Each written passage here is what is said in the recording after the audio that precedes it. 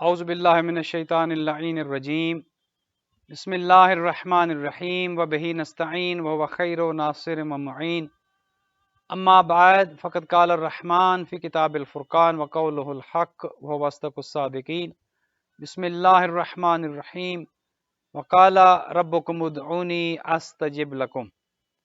مومنین مومنات السلام علیکم ورحمۃ اللہ وبرکاتہ۔ خداوند متعال کا لاکھ لاکھ احسان ہے کہ اللہ سبحانہ و تعالی نے ہمیں پھر سے یہ توفیق دی کہ ماہ رمضان المبارک کے بعد آپ کی خدمات عالیہ میں پھر سے حاضر ہیں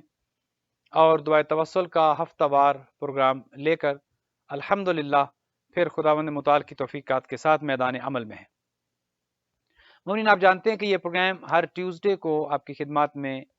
ہیوسٹن کے ٹائم کے مطابق 9 بجے لائیو نشر کیا جاتا ہے اور آپ در عباس کے فیس بک پیج پر اس کو ایوری ٹیوزڈے واچ کر سکتے ہیں۔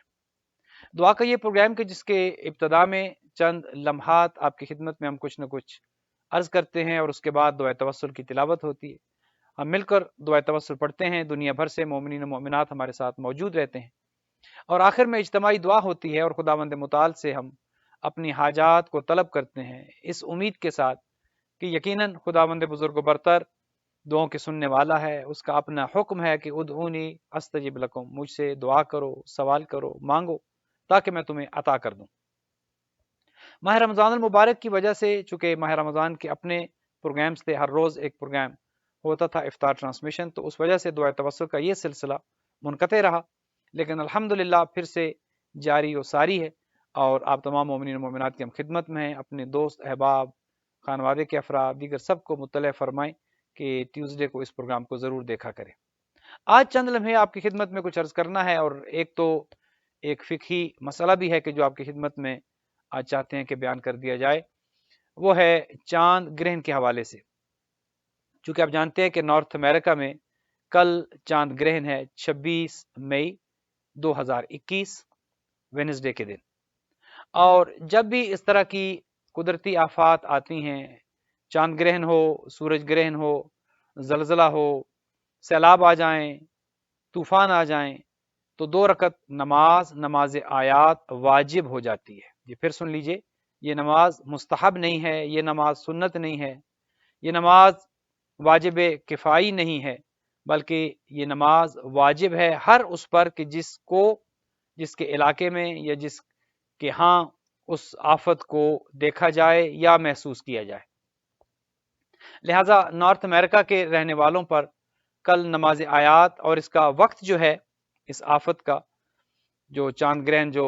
لگے گا، یہ سورج کے طلوع ہونے سے کچھ دیر قبل ہے۔ لہٰذا کل نماز آیات، ابھی اس کا طریقہ بھی آپ کی خدمت میں عرض کر دوں گا، 2 رکعت کی یہ نماز ہے۔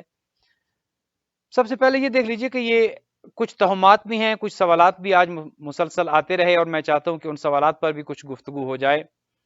کچھ دنیا بھر سے، پاکستان سے بھی کچھ سوالات آئے اس حوالے سے کہ چاند گرہن کے حوالے سے بہت سے توہمات ہیں، بہت سے افراد یہ سمجھتے ہیں کہ چاند گرہن ہو تو یہ ہو جاتا ہے اور وہ ہو جاتا ہے، جیسے ہمارا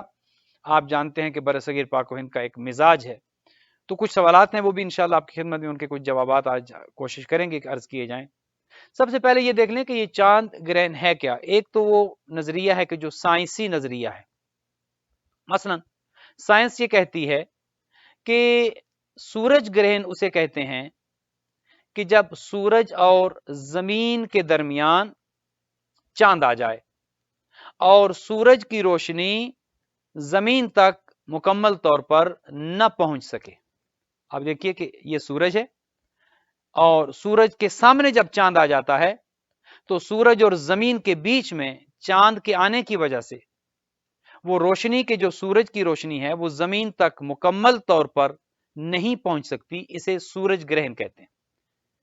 سورج کو گرہن لگ گیا یا جسے سولر ایکلپس کہتے ہیں، سورج گرہن،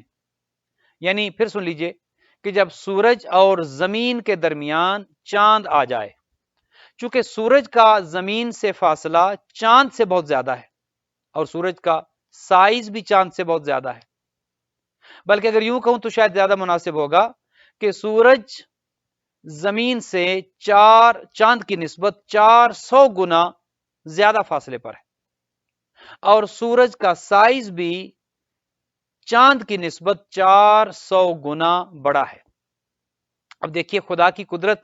ہر ایک چیز میں خدا کی قدرت نظر آتی ہے، ذرے ذرے میں خدا کی قدرت ہے، ذرے ذرے میں خدا کی نشانیاں ہیں، خدا کی آیات ہیں۔ اور یہ نماز آیات، اسی وجہ سے اس کا نام بھی نماز آیات رکھا گیا۔ اس کی وجہ تسمیہ بھی یہ ہے کہ اس میں نشانیاں ہیں، جیسے قدرتی آفات کا آنا خود ایک نشانی ہے، زلزلے کا آنا اللہ کی نشانی ہے، انسانوں سنبھل جاؤ، یہ اللہ کی طرف سے ایک سمبل ہے، ایک نشانی ہے، ایک آیت ہے۔ سورج کا گرہن، سورج کو گرہن لگ جانا، چاند کو گرہن لگ جانا، سیلاب کا آ جانا، طوفانوں کا آ جانا، قدرتی آفات کا آنا، یہ اللہ کی آیات ہیں، اللہ کی نشانیاں ہیں، تاکہ انسان خواب غفلت سے بیدار ہو جائے، تاکہ انسان جاگ جائے، تاکہ انسان کو علم ہو جائے کہ کوئی خدا ہے۔ بعض اوقات انسان اتنا باغی ہو جاتا ہے کہ وہ خدا تک کو بھول جاتا ہے، اور اسے یہ بھی یاد نہیں رہتا کہ خدا ہے۔ یہ خود ایک بہت بڑا ٹاپک ہے کہ جس پر گفتگو ہونی چاہیے، کہ انسان کو یہ احساس ہو جائے کہ خدا ہے۔ بعض اوقات انسان خدا کے ہونے کو بھول کر خود خدا بن بیٹھتا ہے، بعض اوقات انسان کسی اور کو خدا مان لیتا ہے، بعض اوقات انسان اتنا باغی ہو جاتا ہے کہ وہ فرعون بن جاتا ہے، وہ شداد بن جاتا ہے، وہ نمرود بن جاتا ہے۔ لہذا اس احساس کا ہونا کہ خدا ہے خود بہت بڑی نعمت ہے، اور اسی لیے اللہ یہ اپنی آیتیں دکھاتا ہے، اللہ اپنی نشانیاں دکھاتا ہے، کبھی زلزلے کی صورت میں، کبھی سورج گرہن کی صورت میں، کبھی چاند گرہن کی صورت میں، اور کبھی کورونا کی صورت میں۔ یہ بھی اللہ کی ایک نشانی سمجھے، گو کہ اس کے لیے نماز آیات کا حکم نہیں ہے کورونا کے لیے، لیکن اسے بھی آپ اللہ کی ایک نشانی سمجھیں، اس وبائی مرض کو بھی اللہ کی ایک نشانی سمجھے۔ خدا جھنجھوڑنا چاہتا ہے، خدا انسان کو بیدار کرنا چاہتا ہے، اے انسان جاگ جاؤ، خواب غفلت سے اٹھ جاؤ، موت کی حقیقت کو سمجھ لو، موت پر یقین رکھو، اس زندگی کی بے وفائی کو سمجھو، اس دنیا کی بے وفائی کو سمجھو۔ خدا بار بار جھنجھوڑ جھنجھوڑ کر انسان کو یہ درس دیتا ہے، یہ سبق دیتا ہے، ذرے ذرے سے آواز آتی ہے، اے انسان ہوش کے ناخن لو، اٹھ جاؤ، بیدار ہو جاؤ، جاگ جاؤ، سنبھل جاؤ۔ لیکن افسوس یہ ہے، چاند گرہن آتے رہتے ہیں، سورج گرہن آتے رہتے ہیں، زلزلے، ہریکین، سیلاب، طوفان،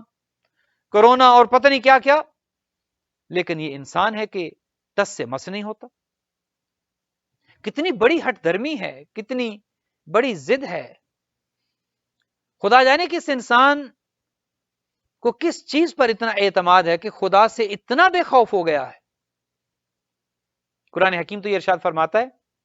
کہ یا ایھا الانسان ما غرک بربک الکریم، اے انسان تجھے اللہ سے کس چیز نے بیگانہ کر دیا ہے، کس چیز نے بے پرواہ کر دیا ہے، کس چیز نے تجھے اللہ سے دور کر دیا ہے؟ وہ کون سی چیز ہے جس پر تمہیں اتنا اعتماد ہے کہ اللہ کی نشانیوں کے آنے سے بھی تم پر کوئی خوف طاری نہیں ہوتا؟ یہ جب اللہ کی نشانیاں آتی ہیں، وہ سولر ایکلپس کی صورت میں ہوں، وہ لونر ایکلپس کی صورت میں ہوں، قدرتی آفات جب آتی ہیں تو اس لیے آتی ہیں تاکہ اللہ اپنی نشانیاں دکھائے اور خدا بتائے کہ میں ہوں، میں موجود ہوں، میری موجودگی میں خدا بننے کی کوشش نہ کرو۔ خدا نشانیاں دکھاتا ہے، انسان سنبھل جاؤ، خوف خدا رکھو، تقوی اختیار کرو، ڈر جاؤ۔ اور اسی لیے بزرگان کا انداز یہ تھا کہ جب کبھی ایسی قدرتی آفت آتی، چاند گرہن، سورج گرہن یا زلزلے جب آتے، تو وہ دوڑ کر مسجدوں کی جانب جاتے، مسجدوں کا رخ کیا جاتا، اذانیں دی جاتی، ذکر خدا کیا جاتا، الامان الحفیظ کی صدائیں بلند کی جاتی، تاکہ خوف خدا طاری ہو جائے۔ آج کل تو خیر ایک شوق ہے کہ دیکھیں کہ یہ لگتا کیسے ہے۔ سورج کو دیکھنا ویسے بھی نقصان دہ ہے، سورج گرہن کو ڈاکٹرز یہ کہتے ہیں، میڈیکل سائنس یہ کہتی ہے کہ جب سورج گرہن ہو تو سورج کو، یہ سائنس کی بات کر رہا ہوں، جو توہمات پرست لوگ ہیں ان کے لیے بھی آپ کی خدمت میں عرض کرتا ہوں، سائنس یہ کہتی ہے کہ سورج کو جب گرہن لگ جائے تو اس کو نہ دیکھیں، ورنہ آپ کی بینائی جا سکتی ہے۔ کیوں؟ چونکہ سورج کو جب گرہن لگتا ہے، جب سولر ایکلپس ہوتا ہے، یعنی جب سورج اور زمین کے درمیان چاند آ جاتا ہے اور سورج کی روشنی مکمل طور پر زمین تک نہیں پہنچتی، تو وہ جو سورج کی ریز ہیں، جو شعائیں ہیں، اگر اس صورت میں وہ انسان کی آنکھ تک پہنچے اور انسان انہیں دیکھنے کی کوشش کرے، تو میڈیکل سائنس یہ کہتی ہے کہ بینائی بھی جا سکتی ہے، بینائی چلی جاتی ہے۔ اب دیکھیے قدرت خدا کو سمجھے اور خدا کی اس حکمت کو سمجھے کہ سورج کا فاصلہ زمین سے چاند کی نسبت زیادہ کیوں ہے؟ 400 گنا سورج دور ہے زمین سے اور چاند 400 گنا قریب ہے۔ سورج کا سائز چاند سے 400 گنا بڑا ہے اور چاند کا سائز سورج سے 400 گنا چھوٹا ہے۔ اب اس حکمت کو سمجھیں کہ اگر خدا بند متعال سورج کو اسی مقام پر رکھتا جہاں پر چاند ہے، زمین سے قریب ہوتا، تو پہلی بات تو یہ کہ سورج کی حدت اور گرمی کی وجہ سے ویسی ہر چیز جل جاتی۔ یہ ٹیمپریچر جب کبھی 90 یا 100 میں جاتا ہے فورن ہائٹ میں، تو آپ محسوس کر سکتے ہیں کہ کس حد تک درجہ حرارت بڑھ جاتا ہے۔ اور اگر سورج اتنا قریب ہوتا تو پھر کوئی چیز زندہ نہ بچتی، جل جاتی اور جل کر راکھ ہو جاتی۔ اللہ سبحانہ و تعالیٰ نے چاند کو تو زمین سے قریب رکھا۔ اب دیکھیے ہر چیز میں حکمت ہے، ہر چیز میں اللہ کی بڑائی ہے، ہر چیز میں اللہ کی کبریائی ہے، ہر چیز میں اللہ کی نشانیاں ہیں، اگر انسان ان کو سمجھنے کی اور دیکھنے کی کوشش کرے۔ سورج کو زمین سے اس لیے دور رکھا چونکہ اگر قریب ہوتا تو زمین پر نہ کوئی فصل اگتی، نہ کوئی انسان زندہ رہ سکتا، نہ زندگی کے آثار باقی رہتے۔ اور انسان جب سورج کی جانب دیکھتا، جیسے سولر ایکلپس میں، چاند گرہن میں سورج کی جانب دیکھنے سے سائنس یہ کہتی ہے کہ آپ کی بینائی جا سکتی ہے۔ لہذا اللہ سبحانہ و تعالیٰ نے انسان کی زندگی کو محفوظ رکھنے کے لیے، انسان کی بینائی کو محفوظ رکھنے کے لیے سورج کو زمین سے بہت دور رکھا اور چاند کو قریب رکھا۔ جیسے چاند کو دیکھنے سے آپ کی آنکھوں پر کوئی منفی اثرات مرتب نہیں ہوتے، جبکہ سورج کو دیکھنے سے انسان کی آنکھوں پر جو ریز نکلتی ہیں، جو شعائیں نکلتی ہیں سورج سے، آنکھوں کا کینسر آج کیوں عام ہے؟ اس کی ایک بنیادی وجہ یہ ہے کہ جو افراد زیادہ ایکسپوزڈ رہتے ہیں ٹو سن لائٹ، یہ آپ نے دیکھا ہوگا بہت سے لوگ وہ سن لائٹ پروٹیکشن وہ لگاتے ہیں کچھ چیز اپنی سکن کے اوپر تاکہ سکن کا کینسر نہ ہو، آنکھوں پر لگاتے ہیں آئیز کینسر نہ ہو، یا سن گلاسز کا استعمال کیا جاتا ہے اس لیے کہ سورج کی شعاؤں میں وہ چیز ہے کہ جو انسان کی آنکھوں پر اتنا منفی اثر ڈالتی ہے کہ بینائی جا سکتی ہے، جلد پر اثر ڈالتی۔ لہذا ٹو مچ بھی سن میں رہنا انسان کے لیے مناسب نہیں ہے، ایک مناسب حد تک رہنا، اس سے وٹامن ڈی پیدا ہوتا ہے، اچھی بات ہے، لیکن بہت زیادہ دھوپ میں رہنا، سورج کے سامنے اپنے آپ کو ایکسپوز کرنا، اور خاص کر آنکھوں کو۔ خیر بات ہو رہی تھی سولر ایکلپس کی، سورج گرہن کی۔ تو جب سورج اور زمین کے درمیان چاند آ جائے تو اس کو چاند سورج کی روشنی کو روک لیتا ہے کسی حد تک، اور سورج کی روشنی زمین تک نہیں پہنچ پاتی، اس کو سولر ایکلپس یا سورج گرہن کہتے ہیں۔ اب چاند گرہن کے جو کل لگنے والا ہے، آج جب شب ختم ہو رہی ہوگی اور کل کی صبح نمودار ہو رہی ہوگی، تو وہ وقت ہے چاند گرہن کا، گو کہ زیادہ اس کا ڈیوریشن نہیں ہے، دورانیہ زیادہ نہیں ہے، لیکن نماز آیات واجب ہو جائے گی۔ ابھی نماز آیات کا طریقہ بھی آپ کی خدمت میں عرض کرتا ہوں۔ یہ تو یہ تھا کہ جب سورج اور زمین کے درمیان چاند آ جائے تو سورج گرہن لگتا ہے، اور جب حالت یہ ہو جائے کہ سورج اور چاند کے درمیان زمین آ جائے، پہلی صورت جب سولر ایکلپس لگتا ہے تو کیا ہوتا ہے؟ سورج اور زمین کے درمیان چاند آ جاتا ہے اور چاند سورج کی روشنی کو زمین تک پہنچنے میں رکاوٹ بنتا ہے، ایک سایہ بن جاتا ہے جس کو سورج گرہن کہتے ہیں۔ اب چاند گرہن کے جو کل لگنے والا ہے، اس کی کیفیت یہ ہے کہ سورج اور چاند کے درمیان زمین آ جاتی ہے، لہذا جب سورج کی روشنی چاند تک نہیں پہنچ سکتی تو اس کیفیت کو چاند گرہن کہتے ہیں، یا لونر ایکلپس کہتے ہیں، کہ چاند کو گرہن لگ گیا ہے۔ چونکہ سورج اور چاند کے درمیان زمین آ چکی ہے اور زمین نے سورج کی روشنی کو روک لیا ہے، اور وہ روشنی مکمل طور پر چاند تک نہیں پہنچ رہی، لہذا چاند کو گرہن لگے۔ یہ تو سائنسی ایک عمل ہے، ایک سائنسی طریقہ کار ہے جس کو سورج گرہن اور چاند گرہن کہتے ہیں۔ اب بعض ہمارے ہاں اس طرح کے نظریات ہیں کہ جب سورج گرہن ہو یہ چاند گرہنوں آ چکے جو مجھے کالز اور میسیجز آئیں، اکثر لوگ یہ پوچھ رہے تھے کہ حضور یہ بتائیے کہ جب چاند گرہن ہو تو ہم نے سنا یہ ہے کہ حاملہ عورت اپنے ہاتھ میں چھری نہ رکھے، پھل نہ کاٹے، سبزی نہ کاٹے، اور اس کی وجہ یوں بتائی جاتی ہے کہ اگر سورج گرہن اور چاند گرہن کے دوران ایک حاملہ خاتون اگر یہ عمل سر انجام دے تو اس کا اثر اس بچے پر ہوتا ہے کہ جو شکم مادر میں۔ پہلی بات تو یہ ہے کہ نہ تو سائنس اس بات کو سپورٹ کرتی ہے اور نہ ہی مذہب اس بات کو سپورٹ کرتا ہے۔ یہ ہمارا ایک علاقائی یا ہمارا ایک معاشرتی آپ دیکھ لیں ایک نظریہ ہے، اس کا نہ تو سائنس کے ساتھ کوئی تعلق ہے اور نہ ہی مذہب کے ساتھ اس کا کوئی تعلق ہے۔ حاملہ خاتون سورج گرہن یا چاند گرہن کی حالت میں اگر کچھ کام کر رہی ہے تو سورج گرہن اور چاند گرہن کا کوئی اثر نہیں ہوتا اس کیفیت میں۔ ہاں کچھ چیزیں مکروہ ہیں اس حالت میں کہ جب سورج گرہن ہو یا چاند گرہن ہو، مثال کے طور پر ازدواجی تعلقات کا قائم کرنا مکروہ ہے، حرام نہیں ہے۔ سورج گرہن اور چاند گرہن کے دوران مکروہ ہے، حرام وہ بھی نہیں ہے۔ لہذا پھل کاٹنا، سبزی کاٹنا، یہ چھری ہاتھ میں رکھنا، اس کا خواتین پر یا حاملہ خواتین پر یا کسی مرد پر کوئی اثر نہیں ہوتا۔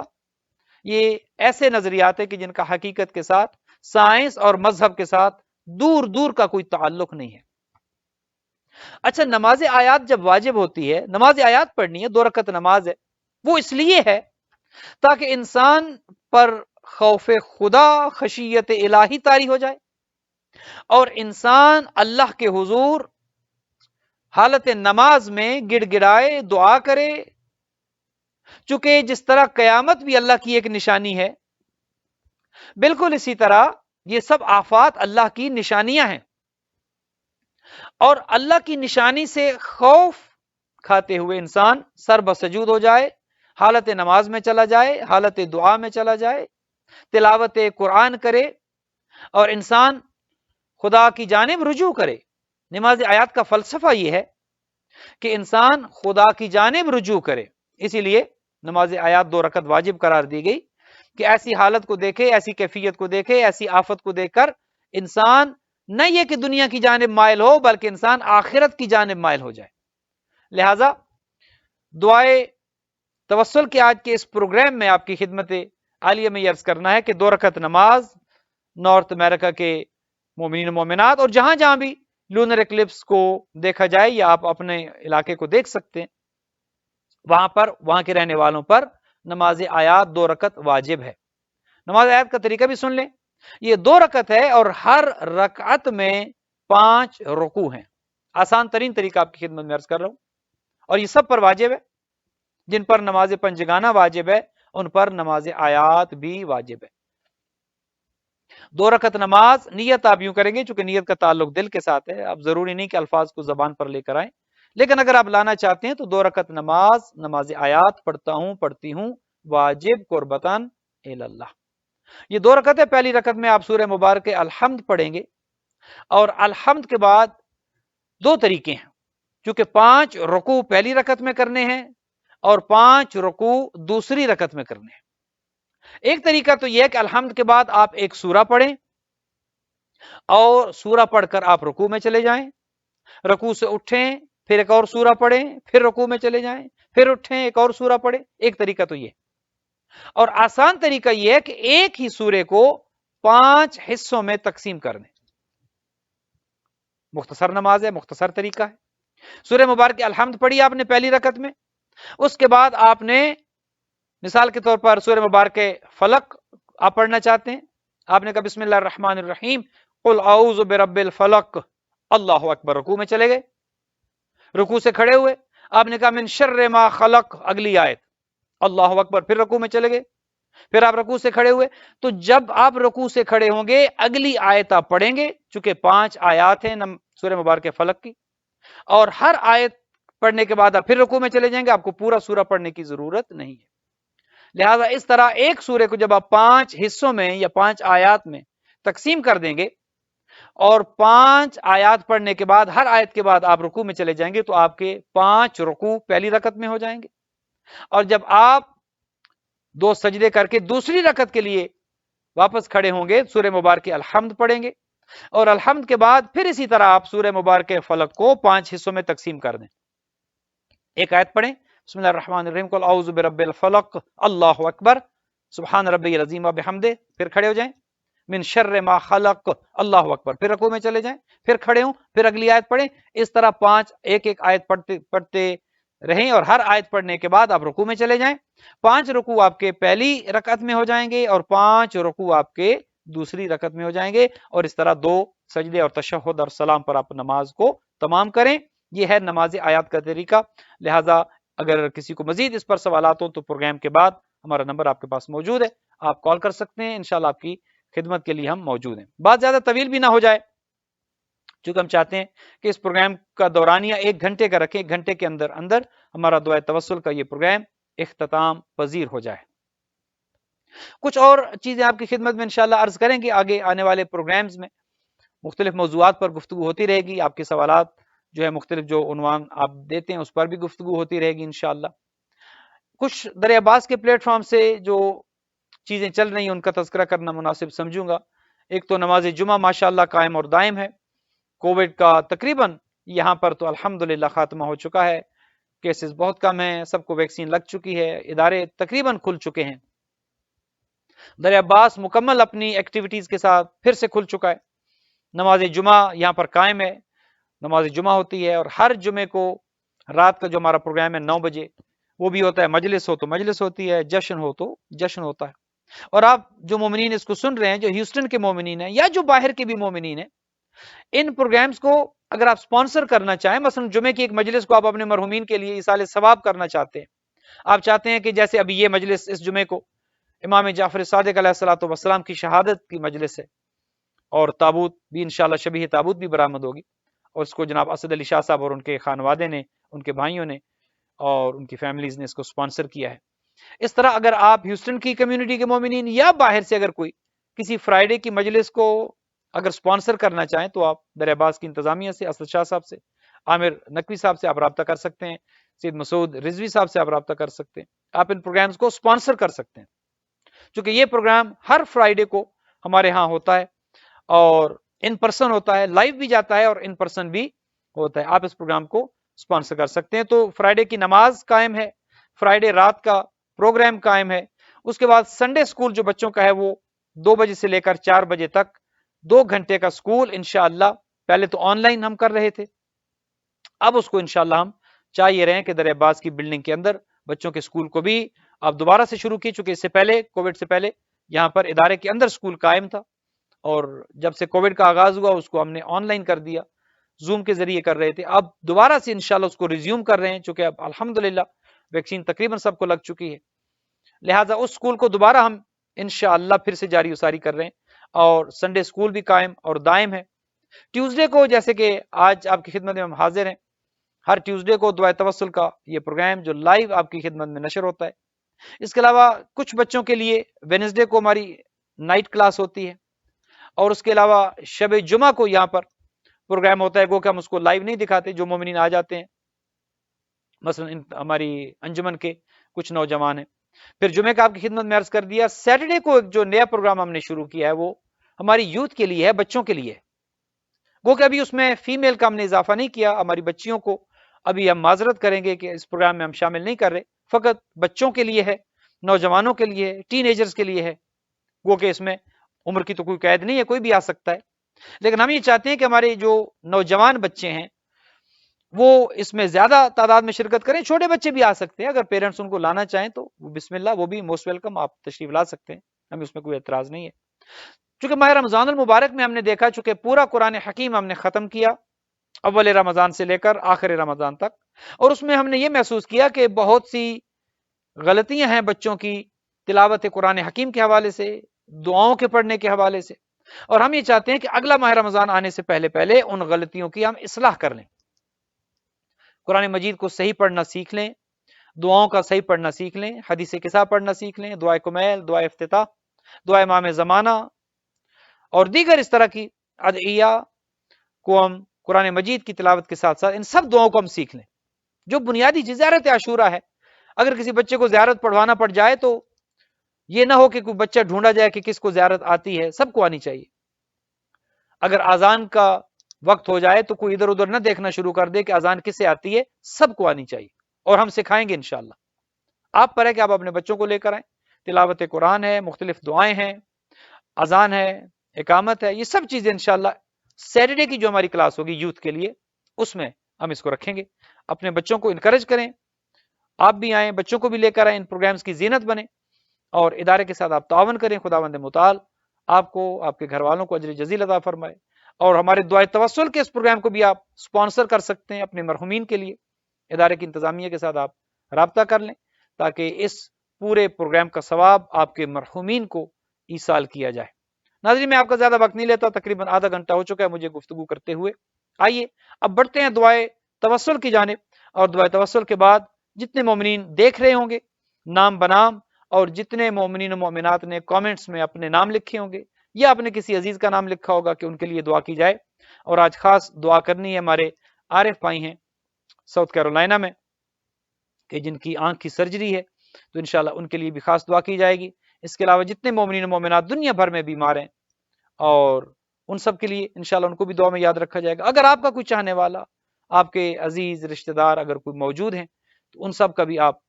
جو ہے وہ نام دے سکتے ہیں۔ اور یقین کریں دعا میں اتنی طاقت ہے، دعا میں ایک ایسا معجزہ بھی ایک واقعہ ہے کہ جو میں انشاءاللہ نام لیے بغیر آپ کی خدمت میں عرض کروں گا۔ ابھی ماہ رمضان میں جب یہاں دریا عباس میں ایک ہماری میٹنگ ہو رہی تھی، تو میں نے اسد شاہ صاحب سے اور عامر نقوی صاحب سے ایک مومن کے لیے دعا کی درخواست کی۔ میں نے کہا ایک مومن کی آنکھ کی سرجری ہے، تو ان کے لیے آپ ذرا دعا فرمائیے گا۔ نجف میں اور دیگر ہمارے جتنے بھی چاہنے والے ہیں سب سے دعا کی درخواست کی۔ ان صاحب کو پاکستان میں ہیں، انہیں ڈاکٹر نے کہا کہ آپ کی آنکھ میں کینسر ہے۔ آنکھ میں ان کی پہلے موتیا اتر آیا، انہوں نے آنکھ کا وہ سرجری وغیرہ کروائی، گلاسز لگے، خیر آنکھ ٹھیک ہو گئی۔ کچھ عرصے کے بعد آنکھ کے اوپر کوئی چیز پھیلنا شروع ہو گئی، بڑھنا شروع ہو گئی، اور جب انہیں تکلیف ہوئی، آنکھ سے پانی آنا شروع ہوا، تو وہ ڈاکٹر کے پاس گئے، انہوں نے کسی اور کے پاس بھیجا، لیبارٹری میں گئے، ٹیسٹ ہوئے، الغرض نتیجہ یہ نکلا، انہیں بتایا گیا کہ حضور آپ کی آنکھ میں کینسر ہے، اور الحمدللہ یہ کینسر پیچھے نہیں پھیلا، ابھی آنکھ کے شروع کے حصے میں ہے، ابھی پیچھے نہیں گیا، لہذا اس کا حل یہ ہے کہ اس آنکھ کو نکالا جائے۔ اگر آنکھ نہ نکالی گئی تو یہ کینسر پھیل سکتا ہے اور مزید آنکھ کے پچھلے حصے کو نقصان دے گا۔ وہ بہت پریشان ہوئے، انہوں نے بہت دعائیں شروع کر دیں، ہمیں بھی کہا گیا دعا کے لیے، ہم نے بھی یہاں پر دعائیں کی، اور جہاں جہاں پر ہم دعا کروا سکتے تھے ہم نے دعا کروائی۔ پھر انہوں نے خواب بھی دیکھا کہ جو مناسب نہیں ہے کہ یہاں پر بیان کروں، ان کے حوالے سے ایک خواب ہم نے بھی دیکھا یہاں پر، اور میں نے تو خیر ان کا خواب جو وہ آپ کی خدمت میں عرض کر دیتا ہوں، میں نے ان کا خواب یہ دیکھا، چونکہ مسلسل ان کے لیے دعائیں ہو رہی تھی، میں نے ان کا خواب یہ دیکھا کہ خواب میں دیکھتا ہوں کہ ایک آنکھ ہے اور بالکل کرسٹل کلیئر ہے، صاف شفاف جیسے شیشہ ہے، بالکل شروع سے آخر تک اس آنکھ میں دیکھ سکا ہوں۔ خواب میں یہ دیکھتا ہوں کہ ایک آنکھ ہے کہ جو اتنی صاف اور شفاف ہے کہ جو بالکل نظر آ رہی ہے، بالکل صاف۔ خیر میں نے انہیں بتایا، میں نے کہ اس طرح کا خواب میں نے دیکھا، وہ بہت خوش ہوئے، اور انہوں نے خود بھی کسی اور نے بھی خواب دیکھا جس میں اہل بیت علیہ الصلوۃ والسلام کے حوالے سے بھی انہیں بشارت دی گئی۔ الغرض کل ان کی اپوائنٹمنٹ تھی راولپنڈی میں، وہ وہاں پر گئے، ڈاکٹر نے چیک کیا، یہ آپ اس بات پر یقین رکھیں کہ ان کو پاکستان کے ایک بہت بڑے ہاسپٹل میں ٹیسٹ کرنے کے بعد یہ بتایا گیا تھا کہ آپ کی آنکھ میں کینسر ہے اور اس آنکھ کو نکالا جائے گا۔ بہت بڑے ہاسپٹل میں ٹیسٹ کرنے کے بعد کینسر ڈائگنوز ہوا۔ دعاؤں کا سلسلہ شروع ہوا، انہوں نے کچھ نظر نیاز بھی کی، کچھ صدقات و خیرات بھی کیے، کچھ دعائیں بھی کی، اور کچھ علم حضرت ابوالفضل العباس پر جا کر منتیں مانی، امام بارگاہ میں گئے، نمازیں پڑھی، دعائیں کی، تلاوت کی۔ الغرض کل ان کی اپوائنٹمنٹ تھی، اور کل رات کو مجھے ان کا فون آیا اور وہ مبارکباد دے رہے تھے، اور انہوں نے کہا کہ حضور دعاؤں کا اثر یہ ہوا کہ آج میری اپوائنٹمنٹ جب ہوئی، اور یہ پورے اس پروسیس کو تقریباً میرے خیال میں 1.5-2 مہینے کا عرصہ لگا ہوگا، کینسر ڈائگنوز ہونے سے لے کر کل تک۔ کل ان کا جب دوبارہ سے ٹیسٹ کیا گیا تو کینسر کے اسپیشلسٹ ڈاکٹر نے ان کی آئی کو ایگزامن کیا، اور ایگزامن کرنے کے بعد انہیں مبارکباد دی، اور انہیں کہا کہ آپ نے کیا کیا ہے، آپ کی آنکھ بالکل صحیح اور سالم ہے، اور آپ کی آنکھ میں کوئی کینسر کے اثرات موجود نہیں ہیں۔ یہ بڑے خوش ہوئے، انہوں نے کہا حضور کو دوا تو لکھ کر دیں، انہوں نے کہا آپ کو کسی دوا کی ضرورت ہی نہیں ہے، ایک چھوٹی سی آئی آئنٹمنٹ انہوں نے ان کو دی کہ یہ بس آنکھ میں ڈالیں، آپ ٹھیک ہے ماشاءاللہ۔ کل وہ شام کو ڈاکٹر سے چیک کر، عرض یہ کر رہا ہوں یہ دعاؤں کی بدولت ہے، اتنی طاقت ہے دعا میں کہ کینسر کی جو ڈائگنوز ہو چکا ہے 1.5 مہینے کے اندر اندر وہ نیگیٹو ہو گیا. الحمدللہ دعا میں یہ طاقت ہے. آئیے آپ بھی دعاؤں کا حصہ بنے, مل جل کر ہم دعا کرتے ہیں. ہو سکتا ہے ہماری دعا میں کوئی ایسا خدا کا نیک بندہ موجود ہو کہ جس کی دعا خدا قبول کر لے اور ہماری بیماریاں پریشانیاں خدا دور کر دے. لہٰذا اس پروگرام کو دیکھنا نہ بھولیں. دعائے توسل کے اس پروگرام میں آپ موجود رہا کریں, شامل رہا کریں, اس کو شیئر کریں, اپنے دیگر احباب کو بتائیں, اپنے خانوادے کے ساتھ اس پروگرام کو بیٹھ کر دیکھیں. انشاءاللہ آئیے دعا کی جانب بڑھتے ہیں, اور آپ اپنے نام بھی لکھ سکتے ہیں تاکہ آپ کے نام کے جو انشاءاللہ کمنٹس میں آئیں گے ان سب ناموں کو ہم پڑھیں گے اور انشاءاللہ ان سب کے لیے نام بنام دعا کی جائے گی.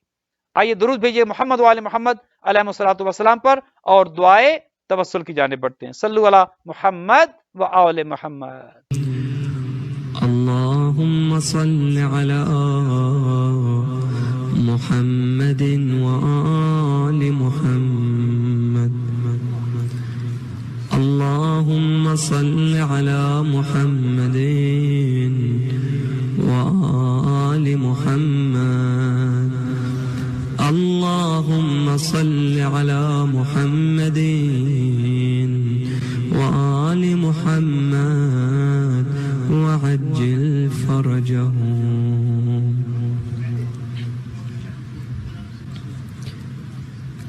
اللهم إني أسألك وأتوجه بنبيك نبي الرحمة محمد صلى الله عليه وآله يا أبا القاسم يا رسول الله يا إمام الرحمة يا سيدنا ومولانا إنا توجهنا واستشفعنا وتوسلنا بك إلى الله وقدمناك بين يدي حاجاتنا يا وجيها عند الله اشفع لنا يا أبا الحسن يا أمير المؤمنين يا علي بن أبي طالب يا حجة الله على خلقه يا سيدنا ومولانا إنا توجهنا واستشفعنا وتوسلنا بك إلى الله وقدمناك بين يدي حاجاتنا يا وجه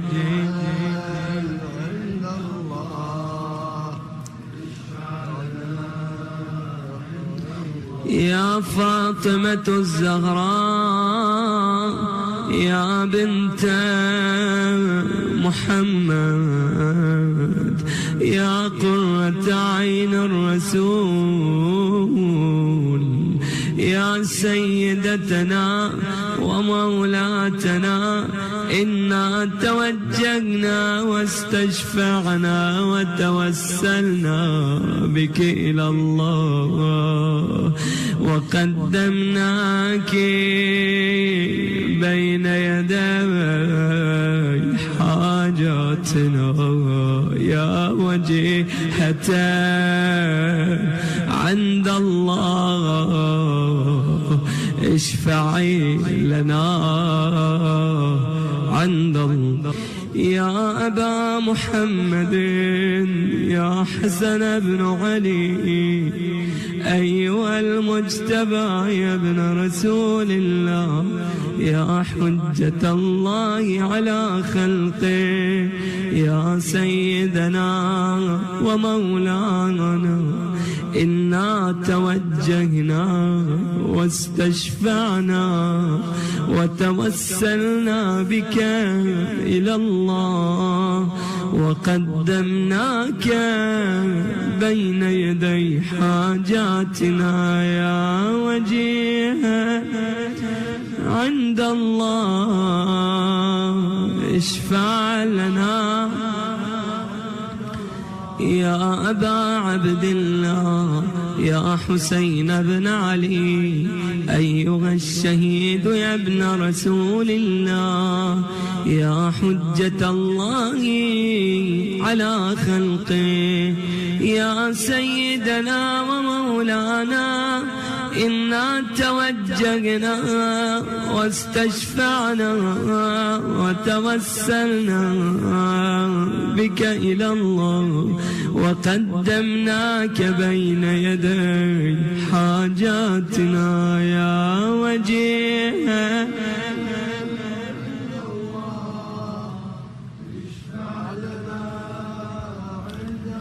يا أبا الحسن يا علي بن الحسين يا زين العابدين يا ابن رسول الله يا حجة الله على خلقه يا سيدنا ومولانا إنا توجهنا واستشفعنا وتوسلنا بك إلى الله وقدمناك بين يدي حاجاتنا يا وجيه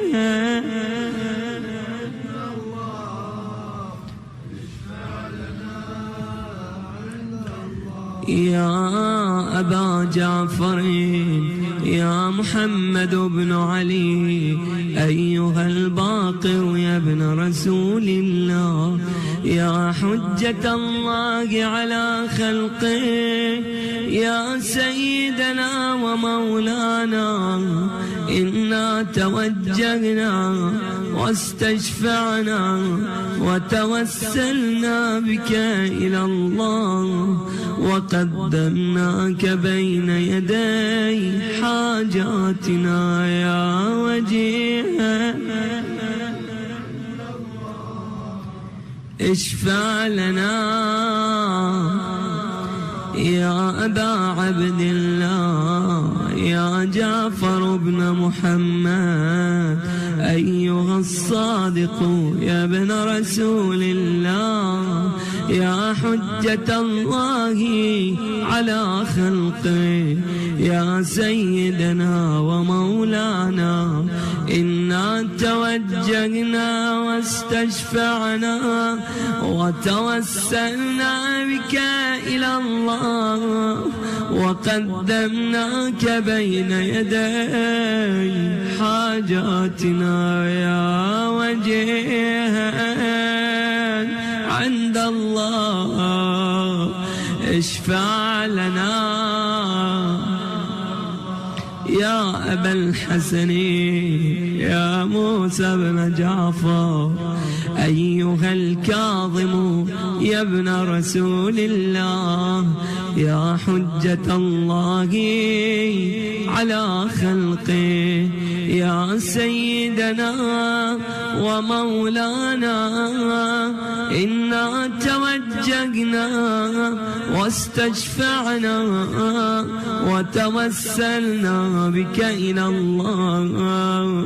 وقدمناك بين يدي حاجاتنا يا وجيه اشفع لنا عند الله أبا الحسن يا علي بن موسى أيها الرضا يا ابن رسول الله يا حجة الله على خلقه يا سيدنا ومولانا إنا توجهنا واستشفعنا وتوسلنا بك إلى الله وقدمناك بين يدي حاجاتنا يا وجيه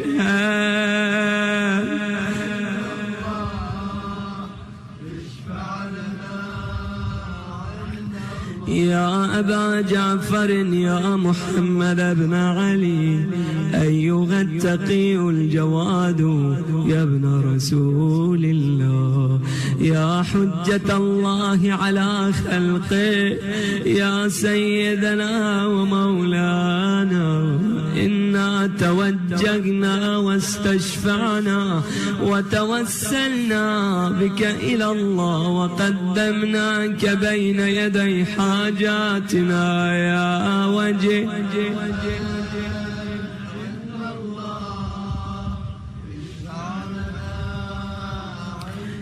يا أبا الحسن يا علي بن محمد أيها الهادي النقي يا ابن رسول الله يا حجة الله على خلقه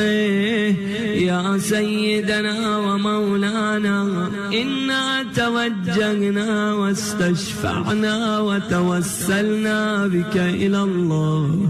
وقدمناك بين يدي حاجاتنا يا وجيها عند الله